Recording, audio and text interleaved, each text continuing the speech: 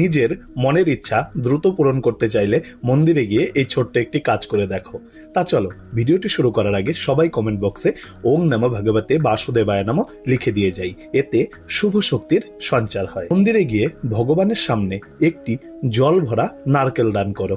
এই দানকে পূর্ণ দান বলা হয়। তুমি যখন মন্দিরে জল ভরা নারকেল দান করবে তখন তোমার মনের ইচ্ছা যদি তুমি ভগবানকে জানাও তা অতি দ্রুত ভগবানের কাছে পৌঁছে যায়। নারকেল দান করে যখন তুমি মন্দির থেকে বেরোবে তখন যদি তোমার সামনে কোনো অভুক্ত মানুষ পড়ে তখন তাকে তোমার সাধ্য মতো তুমি কিছু ভোজন করাবে আর মনে মনে বলবে, আমি যে সুখ চাইছি সে সুখ যেন তার ঘরেও আসে।